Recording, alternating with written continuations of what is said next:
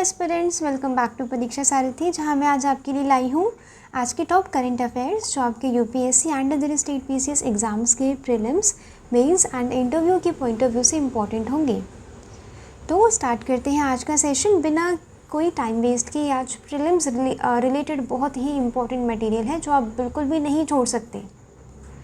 ठीक है, स्टार्ट करते हैं। आज का कोट क्या है? All our dreams can come true if we have the courage to pursue them. जिगरा होना चाहिए, राइट? वही जिगरा अपने आप में डेवलप करना है आप लोगों को। ठीक है, वो जिगरा बनाइए जिससे कोई से भी सर्कमस्टांसेस हो, कोई से भी डिफ़िकल्टीज़ प्रॉब्लम्स हो, आप अपना गोल परस्यू कर पाए। देखते हैं जी क्या कवर करना है। प्रीलिम्स क्विक रिकैप देखेंगे जो हमने परसों पढ़ा था, यस्टरडे मतलब अभी सैटरडे। मैं संडे को क्लास इसलिए नहीं लेती क्योंकि आपका रिवीजन डे होता है उस दिन। ठीक है, तो इसीलिए जो सैटरडे को पढ़ा था ना, उसका एक क्विक रिकैप देखेंगे ताकि आपको आपने जो पढ़ा है वो चीज़ें आपको एक बार और रिकॉल हो जाए। ठीक है, देखते हैं व्हेन डिड यू रिकॉल ये क्वेश्चंस। इस लेक्चर के ऊपर मैंने कुछ क्वेश्चंस फ्रेम किए हैं, आप लोग सॉल्व करके दिखाएंगे। Next, army overhaul drones battalion science and technology के पॉइंट ऑफ व्यू से, इंटरनल सिक्योरिटी के पॉइंट ऑफ व्यू से बहुत इंपॉर्टेंट है। ठीक है, यहाँ पे साइंस एंड टेक्नोलॉजी को इंटीग्रेट किया जा रहा है आर्मी में। ड्रोन्स होंगे एंड यूएवीज होती है ना, अनमैन्ड एरियल व्हीकल्स, ये वाली चीज़ें वहाँ पे और इंटीग्रेट की जा रही हैं। बटालियंस एंड ब्रिगेड्स बनाए जा रहे हैं। ठीक है, ये चीज़ इंपॉर्टेंट हो जाती है आपके जीएस पेपर 3 के लिए। फिलीपींस के प्रेसिडेंट आज आ रहे हैं। यहाँ पे स्कारबोरो शोल का जिक्र है, ये भी पढ़ेंगे। क्या है इसकी geographical location? Exclusive economic zone. यहाँ पे जो स्कारबोरो शोल है ना, यहाँ पे चाइना एंड फिलीपींस में लड़ाई है, तो यहाँ पे पढ़ेंगे exclusive economic zone and territorial C UN clause में कैसे इंपॉर्टेंट है। ठीक है, प्रीलिम्स पे इससे क्वेश्चन बन चुका है, 2-3 बार बन चुका है। ठीक है, पढ़ना है आपको। Next, Delhi assembly first in the country for what. ठीक है, ये भी पढ़ेंगे कि दिल्ली असेंबली फर्स्ट है कंट्री में, पर किस चीज़ के लिए, ये आप वीडियो में देखेंगे। वोल्केनिक इरप्शन हुआ है जी कामचाटका पेनिनसुला में, और फिर कामचाटका पेनिनसुला यहाँ पे इंपॉर्टेंट हो जाता है इसकी जोग्राफिकल लोकेशन, क्योंकि कामचाटका पेनिनसुला अभी पहले भी न्यूज़ में था क्योंकि सुनामी ने हिट किया था। ठीक है, कामचाटका पेनिनसुला को। तो आज हम इसकी पढ़ेंगे जोग्राफिकल लोकेशन। फिर हम करेंगे मैपिंग में आज रिवर है नाइल। ठीक है, इंपॉर्टेंट हो जाते हैं इसमें जो डैम्स वगैरह बने हैं, इसके कुछ ट्रिब्यूटरीज एंड वो क्या इंपॉर्टेंट हो जाती है जो आपके ईपीएफओ एग्ज़ाम के लिए इम्पॉर्टेंट है। आपको पता है उसमें इंग्लिश कितनी आती है। ठीक है, स्टार्ट करते हैं भाई।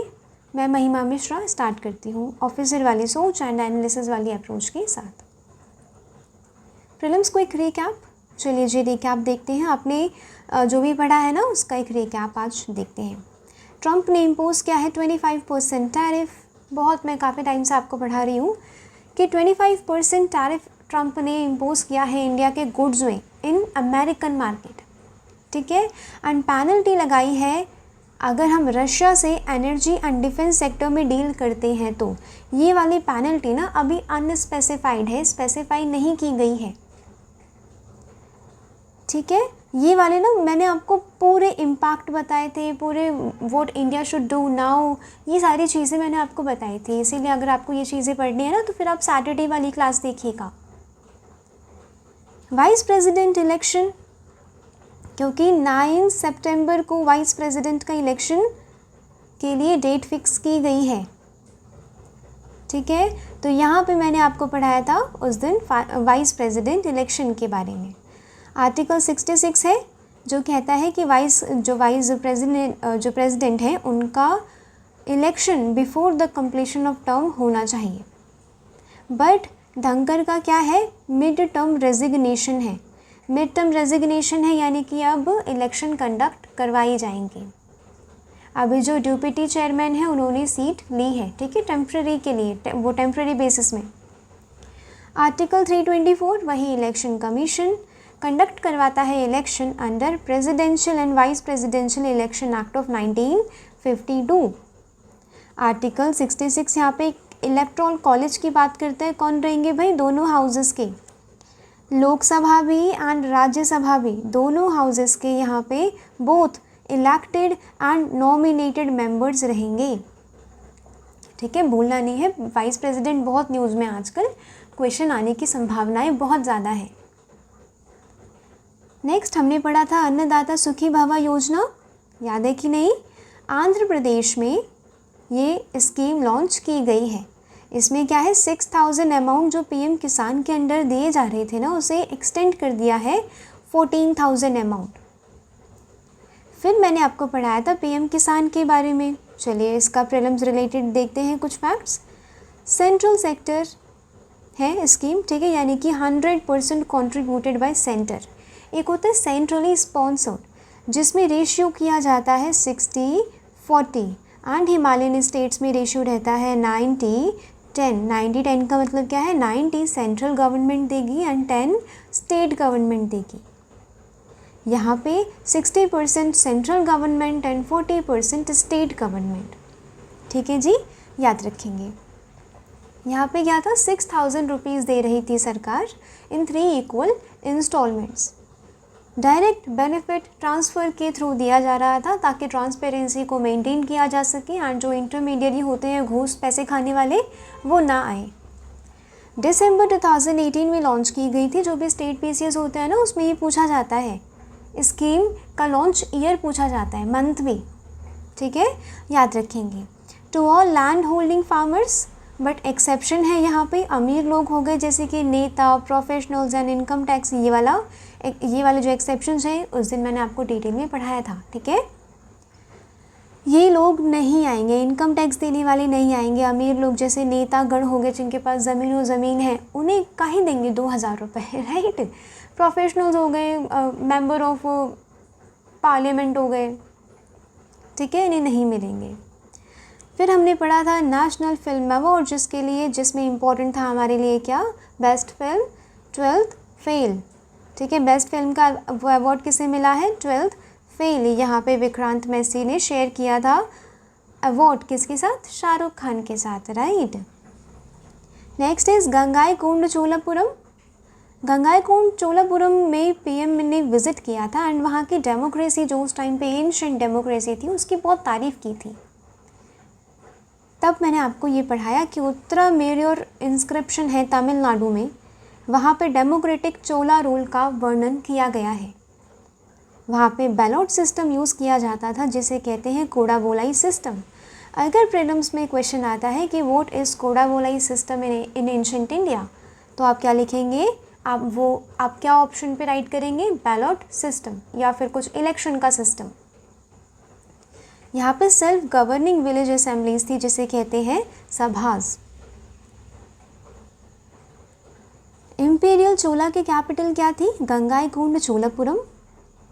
फ्रॉम ये 1025 CE to 1279 CE by Rajendra one. ये चीज़ याद रखेंगे, ठीक है। प्रीलिम्स में यूपी पीसीएस हो गया, ईपीएफ हो गया, किसी भी एग्ज़ाम के लिए इम्पॉर्टेंट है, ठीक है। गंगाईकोंड चोलापुरम किसने इस्टेब्लिश किया कैपिटल की तरह, राजेंद्र वन, क्योंकि इन्होंने मिलिट्री एक्सपेडिशन में विक्ट्री ली थी। मिलिट्री एक्सपेडिशन कहाँ पे था, गंगेटिक प्लेन्स पे। यहाँ से गंगा जल लेके आते हैं, ठीक है, और एक टाइटल भी लेते हैं गंगाईकोंड, और एक कैपिटल इस्टेब्लिश करते हैं जिसे कहते हैं गंगाईकोंड चोलापुरम। यहाँ पे एक टेम्पल है जो लॉर्ड शिवा, भगवान शिव को ये डेडिकेटेड है। चलिए जी, देखते हैं आपको रिकॉल है कि नहीं। Which Chola ruler established Gangaikonda Cholapuram as is capital. अभी पढ़ाया, आप लोग आंसर देंगे। ये Raja one, Rajendra one, Kulothunga one या फिर Aditya one. I don't think कि ऐसे वाले क्वेश्चंस को आपको सॉल्व करने में कोई दिक्कत होगी या आंसर देने में कोई दिक्कत होगी कमेंट सेक्शन में। बहुत ईजी है, अभी पढ़ाया, ठीक है, वो दीजिएगा आप लोग। Next, with reference to the PM Kisan scheme, consider the following statement. It is a central sector scheme with 100% funding from the government of India. Next है, only farmers who own less than 2 hectares of land are eligible. बताइए कौन है, ठीक है, कौन eligible है कौन नहीं है। The benefit is directly transfer to the Aadhaar linked bank account of the beneficiary. ये भी आप लोग बताएंगे, आंसर देंगे आप लोग कमेंट सेक्शन में। स्टार्ट करते हैं पहली न्यूज़ से। Army overhaul drones to be in action at battalion level. यहाँ पे क्या है, कुछ unmanned aerial vehicles and counter UAVs को स्टैब्लिश किया जाएगा बटालियन लेवल पे, ठीक है। Transformation will also involve establishing light commando battalions, creating integrated brigades and developing specialised artillery regiments. GS paper 3 में लिखेंगे, क्योंकि ये चीज़ ना पहले भी न्यूज़ में थी, मैंने आपको पढ़ाई थी ये वाली भी, ठीक है। ये ऑपरेशन सिंदूर के बाद इसलिए किया जा रहा है ताकि और एक्यूरेट हम डिसीजंस ले पाएँ, ठीक है। जो आर्मी है वो अपने जो पड़ोसी देश हैं जैसे कि चाइना एंड पाकिस्तान, उनसे एक्यूरेट डिसीजन मेकिंग में क्या टेक्नोलॉजी की हेल्प ले। The new objective is to create a dedicated outfit within each unit will be tasked primarily with operating drones. एक डेडिकेटेड यूनिट, एक डेडिकेटेड बटालियन इस्टेब्लिश की जाएगी जो ड्रोन्स को ऑपरेट करने में स्पेशलाइज्ड होंगे। चीज़ें याद रहेंगी, ज़्यादा टफ नहीं है, ठीक है। इंटरनल सिक्योरिटी में आपके लिए इम्पॉर्टेंट हो जाता है। ये वाला पढ़ाया अभी, वही ऑपरेशनल लर्निंग्स थी हमारी। कहाँ से? ऑपरेशन सिंदूर से। जो पहलगाम टेरर अटैक हुआ था ना, उसके बाद जो ऑपरेशन सिंदूर लॉन्च किया गया था, उसके बाद ये चीज़ें आर्मी में इंटीग्रेट की जा रही हैं। इम्पॉर्टेंट क्या है? Unmanned aerial vehicles used for surveillance, intelligence and combat, ठीक है। वहीं पे काउंटर यूएवीज़ क्या होते हैं? डिटेक्ट करते हैं, डिस्ट्रप्ट करते हैं, डिस्ट्रॉय करते हैं एनिमी के ड्रोन्स को। ऑपरेशन सिंदूर के बारे में पता है, वही जो आफ्टर टेरर, वो जो टेरर स्ट्राइक हुई थी ना कश्मीर में, उसके बाद लॉन्च किया गया था पाकिस्तान के खिलाफ, आतंकवादियों के खिलाफ। न्यू फॉर्मेशंस वही अभी बताया, लाइट कमांडो, ये बटालियंस बनेंगे, इंटीग्रेटेड ब्रिगेड्स बनेंगे। यहाँ पे मेंस से रिलेटेड क्या है? मॉडर्न वॉरफेयर में इसका काफ़ी रेलेवेंस है। ये एक शिफ्ट है from traditional heavy formations to agile tech enabled units. Tech enabled, technology का यूज़ करके हम अपनी आर्मी को और स्ट्रेंथन एंड अपग्रेड कर रहे हैं। Tech integration in counter insurgency and counter terrorism operations, ठीक है। याद रखेंगे, इंपॉर्टेंट पॉइंट्स हैं ये वाले पॉइंट्स ना, सारे इंपॉर्टेंट है आपके एग्ज़ाम के लिए, तभी यहाँ पे ये लिखे गए हैं। यहाँ पे एग्ज़ाम से आने वाला बाहर कुछ भी नहीं पढ़ाया जाता, ठीक है। जो भी मैं पढ़ाती हूँ ना, वो सब कुछ आपके एग्ज़ाम में आने की ज़्यादा संभावनाएं रहती हैं। Strategic adaptation from ad hoc use of drones to standardized drone operation units. Ad hoc वो यूज़ ऑफ ड्रोन्स क्या है? थोड़ी बहुत सर्विलेंस के लिए ना, बॉर्डर एरियाज़ पे सर्विलेंस करने के लिए हम ड्रोन्स का यूज़ करते थे। एडहॉक, राइट, कभी भी ड्रोन्स जा रहे हैं बॉर्डर की तरफ, कभी भी बंद हो रहे हैं। बट अब क्या हो रहा है? एक स्टैंडर्डाइज्ड ड्रोन ऑपरेशन यूनिट्स बनाई जाएंगी, ठीक है। वो कुछ ऐसी यूनिट्स होंगी जो स्पेशलाइज्ड होंगे ड्रोन को ऑपरेट करने में। डेडिकेटेड ड्रोन्स होंगी, वो ड्रोन टीम्स होंगी। Will improve training, procurement and maintenance, ठीक है। जो यूएवीज़ को लेके क्या करेंगे? ट्रेनिंग, प्रोक्योरमेंट एंड मेंटेनेंस को बनाएंगे। लेसन्स फ्रॉम ऑपरेशन सिंदूर क्या है? Increasing asymmetric threats like drone attack require proactive, यहाँ पे आप ये कीवर्ड लिखेंगे, proactive and tech driven responses. And ये बेटर ड्रोन इंटीग्रेशन क्या बूस्ट करेगा? बॉर्डर की सर्वेलेंस, बॉर्डर की देख रेख अच्छे से, क्योंकि आतंकवादी लोग ना फॉरेस्ट वगैरह में छुपे रहते हैं, तो प्रॉपर 24/7 सर्वेलेंस वहाँ पे चाहिए, स्पेशली इन कश्मीर, ठीक है। याद रखेंगे वो दिस वॉज ऑल अबाउट कि आर्मी ओवरहॉल कैसे हो रहा है, टेक्नोलॉजी से कैसे हम अपग्रेड कर रहे हैं अपनी आर्मी को, ठीक है, याद रखेंगे। As both sides hold joint naval drill, Philippines president arrives today. President आ रहे हैं फिलीपींस के, इनका नाम या आप मार्कोस से याद रख सकते हैं, ठीक है। ये पहली बार आ रहे हैं जब से इन्होंने ऑफिस एज्यूम किया है इन 2022 में। Even as the two countries have the ये begin their first bilateral naval exercise in the South China Sea. India and Philippines ने बायलैटरल नेवल एक्सरसाइज स्टार्ट की है in the South China Sea. अब यहाँ पे जो shoal mention है ना, it is important for your prelims, ठीक है, याद रखेंगे। सबसे पहले जो फिलीपींस के प्रेसिडेंट आ रहे हैं, ये डिप्लोमेटिक रिलेशंस के लिए इम्पॉर्टेंट है, GS पेपर 2 IR, ठीक है जी। अब यहाँ पे कोइंसाइड कर रहे हैं with the 75th anniversary of the diplomatic ties between the India and the Philippines, ठीक है। इस्टेब्लिश्ड इन नवंबर 1949 में इस्टेब्लिश हुई थी इंडिया एंड फिलीपींस की बायलैटरल रिलेशंस, ठीक है। उसकी क्या है, 75th एनिवर्सरी है, ये कोइंसाइड कर रहा है, ठीक है। यहाँ पे India and Philippines are conducting their first bilateral naval drill in the South China Sea near the Scarborough Shoal. Scarborough Shoal अब इम्पॉर्टेंट हो जाता है, ये एक एरिया है, जैसे कुरील आइलैंड पूछा था ना प्रीलिम्स में, किसके बीच का डिस्प्यूट है, वैसा ही स्कारबोरो शोल भी इम्पॉर्टेंट हो जाता है अगर ये डिस्प्यूट पूछा जाए तो किसके बीच में है, चाइना एंड फिलीपींस। याद रखेंगे, ज़्यादा टफ नहीं है बट ये फैक्चुअल है, ठीक है, याद रखना है। सी चाइना के इधर है Scarborough Shoal, this is Scarborough Shoal, ठीक है, and this is Spratly island. तो स्कारबोरो शोल में ना, एंड दिस इज फिलीपींस, ये वाला ना फिलीपींस का टेरिटोरियल सी वाला एरिया, ये जो वाइट वाला दिख रहा है ना, this is territorial C.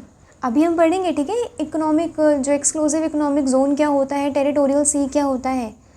And ये जो येलो वाली जो लाइन दिख रही है, ये क्या है, एक्सक्लूसिव इकोनॉमिक जोन है। अभी यहाँ पे क्या है, Scarborough between China and Philippines के बीच में एक डिस्प्यूटेड एरिया है। चाइना का बस चले तो वो पूरा का पूरा साउथ चाइना सी अपना ले, राइट, बट यहाँ पे फिलीपींस भी कह रहा है कि यहाँ पे स्कारबोरो उनका है, ठीक है, मतलब एक डिस्प्यूट है। आप ये चीज़ें याद रखेंगे। स्कारबोरो शोल अभी बताया, ये एक कॉन्टेस्टेड टेरिटरी है in the South China Sea, claimed by both China and Philippines. ये वाला पढ़ाया अभी ऑपरेशन, ये जो रिलेशन है फिलीपींस से इंडिया की, ये बिगिन हुए थे 1949 में।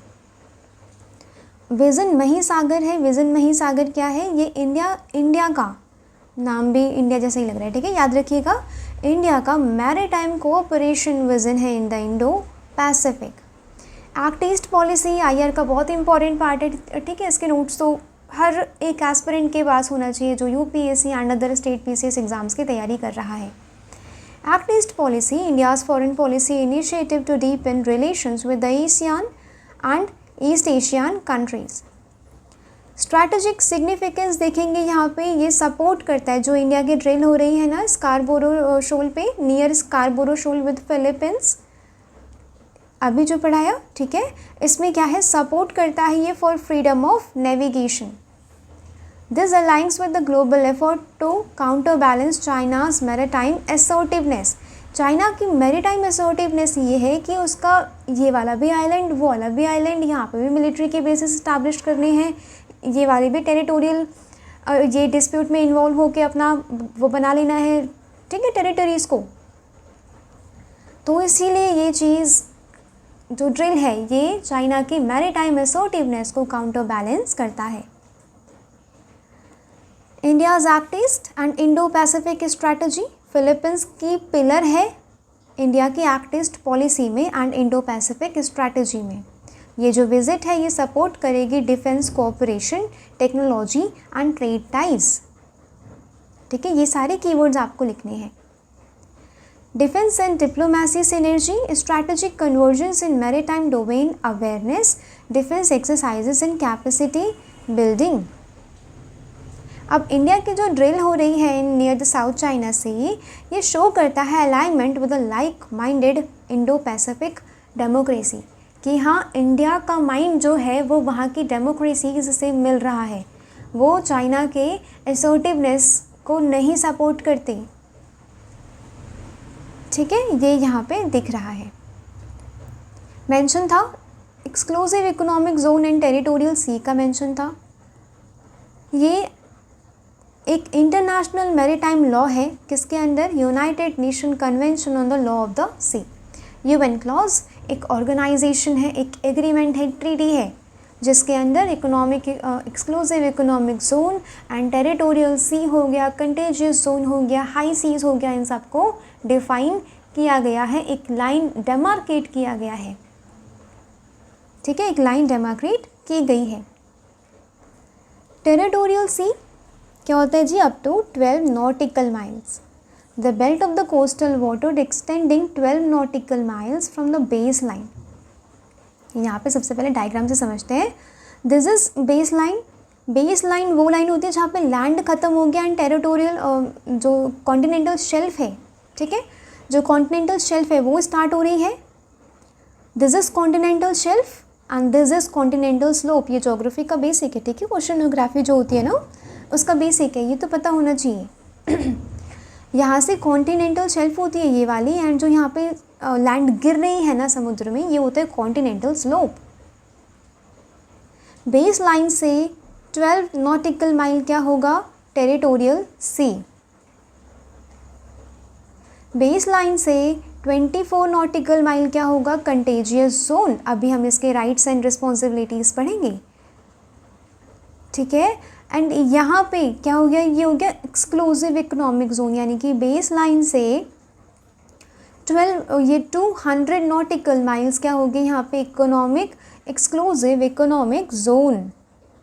अब इसके बाद है हाई सीज। हाई सीज मतलब किसी का भी समुद्र है, ठीक है, landlocked as well as coastal states, दोनों ही हाई सीज का यूज़ कर सकते हैं। बात समझ आई? ये वाला मैं समझाने में सक्षम रही कि नहीं? ज़्यादा घिचपिच तो नहीं हुई? ठीक है, बहुत ईजी है। कहाँ पे कॉन्टिनेंटल शेल्फ है, कॉन्टिनेंटल स्लोप है, ये तो जोग्राफिकल कॉन्सेप्ट्स है, राइट। उसके बाद टेरिटोरियल सी बताया। बेस लाइन से, बेस लाइन मतलब जहाँ पे लैंड ख़त्म हो गई है, right, and slope and continental shelf start हो गया।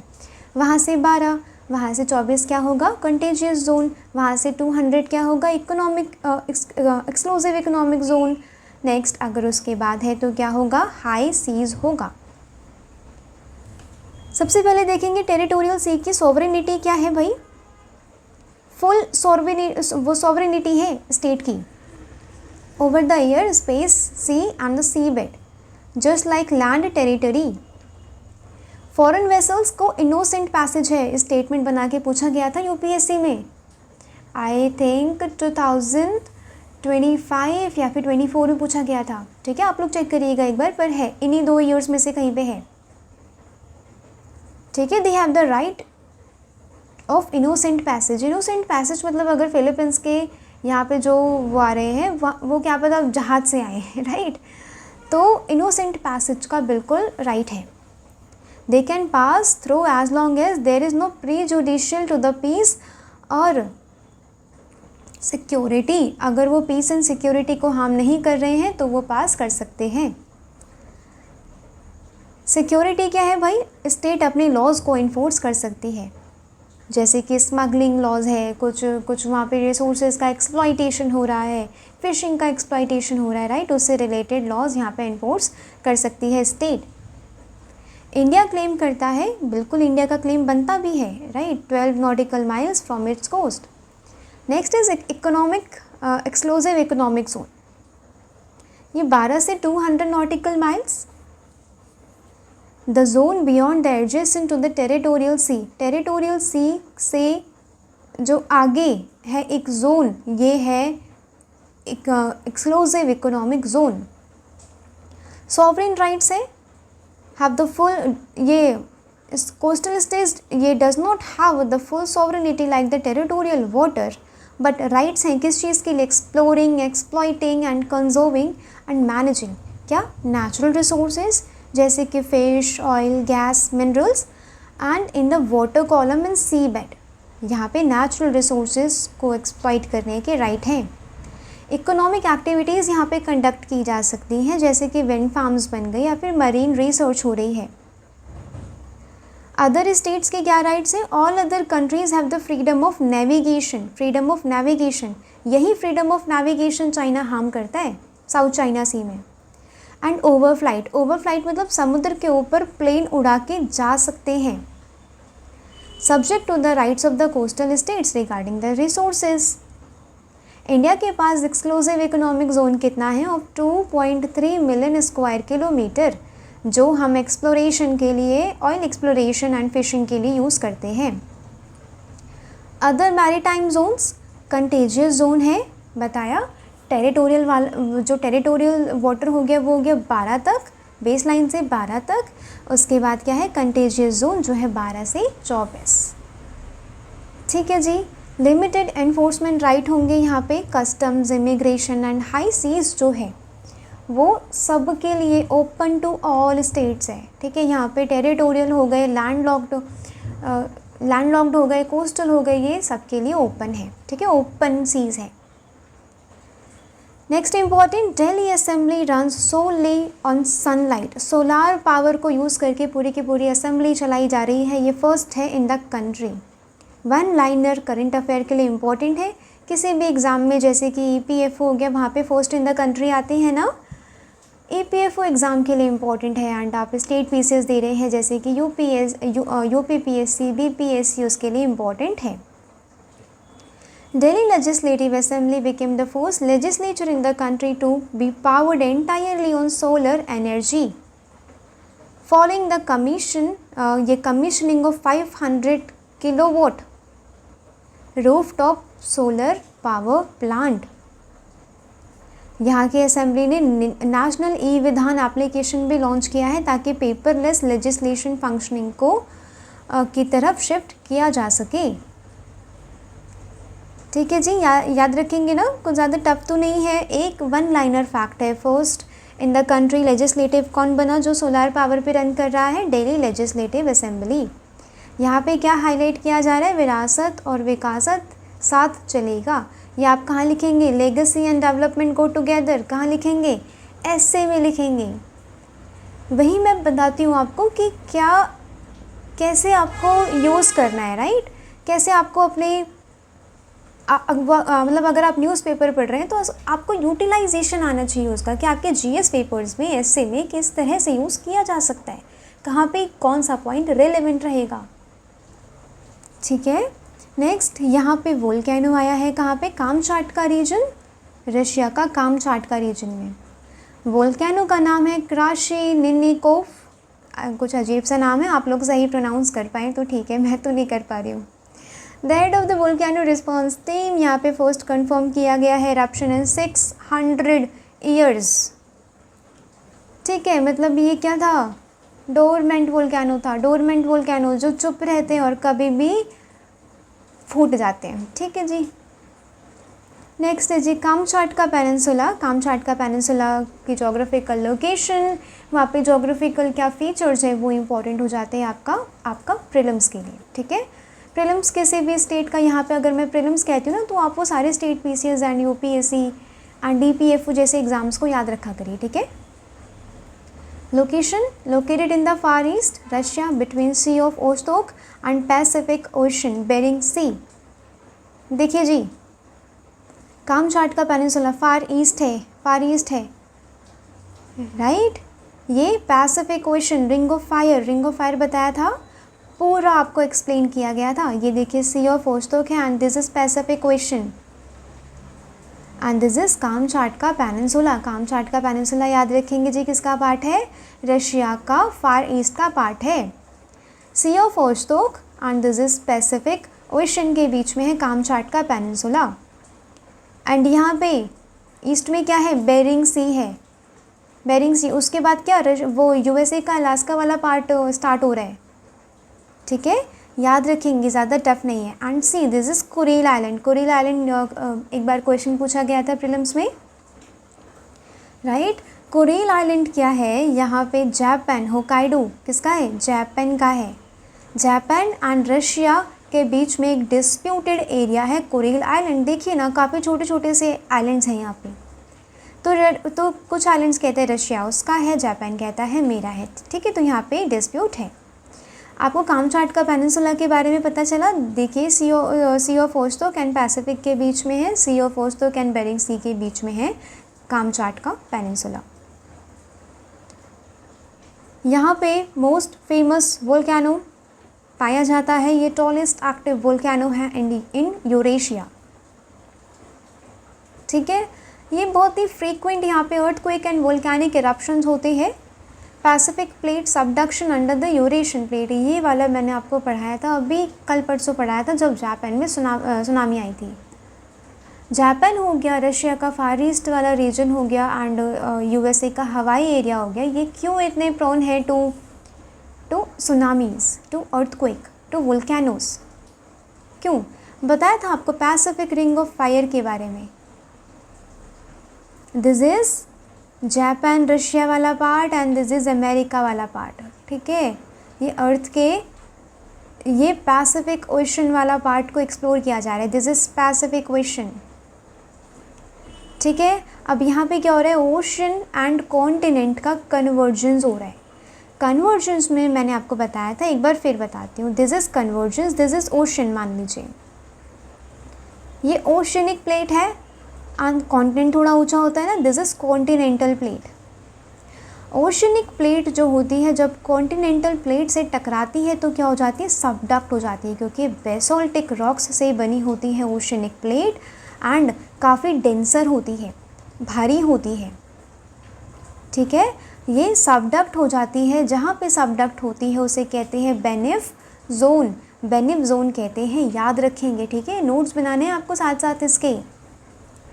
नेक्स्ट, अब क्या होगा, जो कॉन्टिनेंटल प्लेट है ना, ये ऊपर उठ जाती है क्योंकि ये हल्की होती है। यहाँ पे बन जाते हैं ट्रेंचेस। ज़्यादा जो डीपेस्ट ऑफ ट्रेंचेस पाए जाएंगे ना, कहाँ पाए जाएंगे, पैसिफिक ओशन में, वो रिंग ऑफ फायर में बहुत सारे ट्रेंचेस यहाँ पे पाए जाते हैं। ठीक है, यहाँ पे कन्वर्जेंस बता दिया ओशन वाला एंड कॉन्टिनेंट वाला। यहाँ पे कुछ हार्श सब आर्कटिक एंड पोलर क्लाइमेट है, rugged terrain with volcanic mountains, glaciers, geysers and hot springs यहाँ पे पाए जाते हैं। वही वहाँ पे थोड़ा वोल्केनिक वाला एरिया है ना, तो वोल्केनिक वाले एरिया के आसपास स्प्रिंग, हॉट गीजर्स ये लोग पाए जाते हैं, मतलब ये जोग्राफिकल फीचर्स पाए जाते हैं। इकोलॉजिकल इम्पोर्टेंस क्या है जी, पार्ट ऑफ कामचाट का जो वोल्केनो है ये यूनेस्को की वर्ल्ड हेरिटेज साइट का पार्ट है। यहाँ पे brown bears, Steller's, sea eagle and Pacific salmon जैसी बायोडाइवर्सिटी एनिमल्स पाए जाते हैं। प्रिस्टाइन रिवर्स एंड लेक्स है यहाँ पे जो ग्लोबल सैल्मन के लिए इम्पोर्टेंट है। Next important, first AI powered anganwadi कहाँ पे, याद रखेंगे, फर्स्ट इन द कंट्री वाले पढ़ने इंपॉर्टेंट है। अगर आप वाले जो वन लाइनर वाले देते हैं ना एग्जाम्स, उसके लिए इम्पॉर्टेंट है। कहाँ पे रेवोल्यूशन हो रहा है भाई, साइंटिफिक आर्टिफिशियल इंटेलिजेंस फुली, जो आंगनवाड़ी जो पावर्ड है वो फुली आर्टिफिशियल इंटेलिजेंस से पावर्ड है।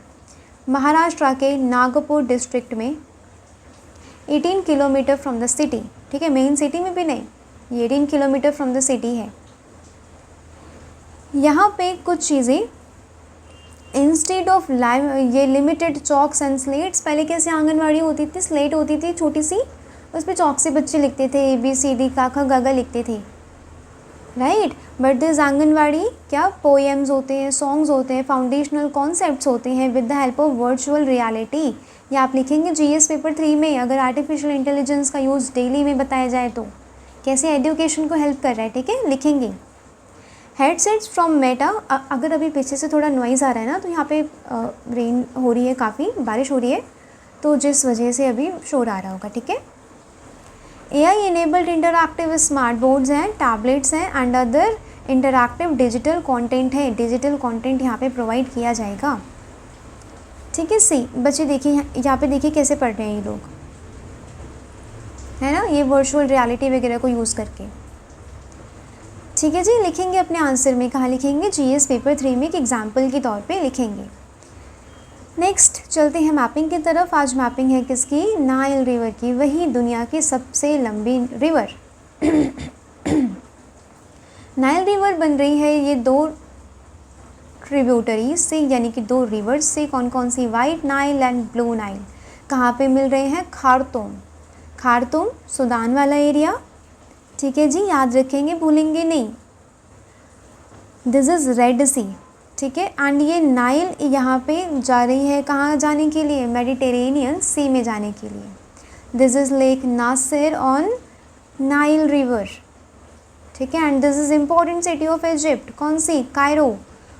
एंड ये क्या है? एलेक्जेंड्रिया पोर्ट है जो नाइल रिवर पे बना है, ठीक है। नाइल रिवर के डेल्टा पे बना है एलेक्जेंड्रिया पोर्ट, क्योंकि यहाँ पे समुद्र पे तो है, मेडिटेरेनियन सी पे तो है। And this is Cairo, very important city of Egypt. याद रखेंगे, ज़्यादा टफ तो नहीं है। दिस इज़ सिनाई पेनिनसुला, ये वाला पता है? सिनाई पेनिनसुला पार्ट है, ठीक है, इजिप्ट का, याद रखेंगे। लेक ताना से ओरिजिनेट हो रही है ब्लू नाइल, और वहीं लेक आई थिंक कोयोगा से हो रही है वाइट नाइल। याद रखेंगे, this is lake Victoria. Victoria की मैपिंग मैंने आपको बहुत अच्छे से कराई थी, याद है? इसकी बॉर्डरिंग कंट्रीज़ कौन कौन सी हैं? युगांडा, केनिया एंड तंजानिया, ठीक है जी। See this is Nile river.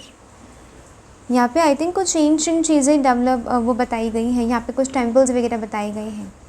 Nubian desert, ठीक है, नूबियन डेजर्ट कहाँ है? वही नाइल रिवर के बैंक पे है, ठीक है। याद रखेंगे, थोड़ा सा ज़्यादा टफ नहीं है नाइल रिवर को पढ़ना। Nile river longest river in the world है, पता होगा बहुत पहले से, बहुत ही बच्चों का जीके क्वेश्चन है ये तो।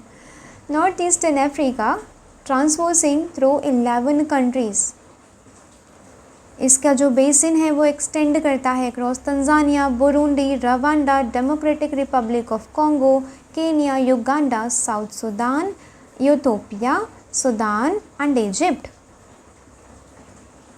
ठीक है जी। दो मेन ट्रिब्यूटरीज हैं बताया अभी, White Nile and Blue Nile. Converge करती हैं कहाँ पे? खार्तूम सूडान में। फिर ये main stem of the river बनाती हैं। नेक्स्ट वो कैब देखते हैं जी। वो कैब ईपीएफओ जैसे एग्जाम्स के लिए इम्पॉर्टेंट है, ठीक है। अभी आ रहा है वो ईपीएफओ, बहुत सारी इंग्लिश उसमें पूछी जाती है, कभी मीनिंग पूछ लेते हैं, कभी एंटोनियम, कभी सिनोनियम पूछ लेते हैं, ठीक है। इसीलिए डेली वन वो कैब करना आपके लिए इम्पॉर्टेंट है। मैं तो वन ही लेके आ रही हूँ, आप इससे ज़्यादा भी कर सकते हैं, ठीक है। क्या है जी वो कैब? फैबुल्ड। फैबुल्ड एक एडजेक्टिव है, इसका मतलब क्या होता है? लेजेंडरी, कल्पित, काल्पनिक, ठीक है। लेजेंडरी मतलब कुछ ऐसी लोक कथाएँ हैं, लोक गाथाएँ हैं उसके बारे में। सिनोनिम्स मिथिकल, मिथिक, एंड वहीं इसका विलोम क्या है? रियल, ठीक है। एग्जाम्पल सेंटेंस क्या है? मूवी में मेंशन किया था फेबल एरेंडेले किंगडम के बारे में, ठीक है जी। वो क्या आप थोड़ा सा याद रखेंगे। तो this was all for today. आपको क्या करना है? नोट्स बनाना है, रीड करना है, रिवाइज करना एंड रिपीट करना अपने आंसर्स में, इसे लिखते रहना है। जो भी आज मैंने वैल्यू एडिशन बताया आपके इंटरनल सिक्योरिटी के पॉइंट ऑफ व्यू से, प्रीलिम्स के पॉइंट ऑफ व्यू से, आप ये चीज़ें रिवाइज करेंगे, नोट्स बनाएंगे। तो I really and really appreciate you कि आपने वीडियो यहाँ तक देखी, आपने रियली में बहुत कुछ सीखा है। Thank you very much for watching till here. Share करिएगा अगर थोड़ी सी भी वैल्यूएबल लगी हो ना, तो आप लोग शेयर करिएगा एंड कमेंट करके बताइएगा कैसे लगी। कुछ सजेशंस दीजिएगा मुझे इम्प्रूवमेंट के लिए, राइट। मुझे तो खुद की वीडियो बहुत अच्छी लगती है, ठीक है, बट जब कोई क्रिटिसाइज़ करता है ना, जब कुछ लूप होल्स निकालता है किसी चीज़ में, तब अपने आप को पता चलता है अच्छा ये कमी थी कहीं ना कहीं वीडियो में, ठीक है। तो आप लोग मुझे बताएंगे कि कैसे और मैं इम्प्रूव कर सकती हूँ। आप लोगों को कुछ एडिशन कराना है, कुछ एक्सक्लूड कराना है, ठीक है, आप लोग बताएंगे एंड कमेंट करके बताइएगा। जो आज के आंसर्स हैं ना क्वेश्चंस, उसके आंसर्स बताइएगा कमेंट करके, बहुत इजी है, ठीक है, आप लोग आसानी से बता देंगे। सब्सक्राइब करिएगा चैनल, थोड़ी सी भी वैल्यूएबल लगी हो तो सब्सक्राइब ज़रूर करिएगा, क्योंकि आपका एक सब्सक्रिप्शन, एक क्लिक मेरे लिए बहुत बड़ा मोटिवेशन है, ठीक है। बहुत मैं मोटिवेट हो जाती हूँ कि ओ मुझे आगे बढ़ना है और पढ़ाना है बच्चों को, राइट। बच्चे पढ़ते हैं, मैं कुछ आपके प्रिपरेशन में कुछ वैल्यू एडिशन कर पाऊँ, this is my sole motive. ठीक है जी, जय हिंद। मिलते हैं कब? कल, ठीक है। तब तक के लिए मैं PDF दे दूँगी टेलीग्राम चैनल पे, आपको वो पढ़ना है। नोट्स आज के आज ही बना लेने, ठीक है। जो भी मैंने इंपॉर्टेंट कॉन्सेप्ट्स आज डिस्कस किए ना, प्रीलिम्स के कुछ फैक्ट्स डिस्कस किए, उसके नोट्स आप लोग आज ही बना लेंगे। तो मिलते हैं कल, तब तक के लिए ध्यान रखिएगा अपना। जय हिंद।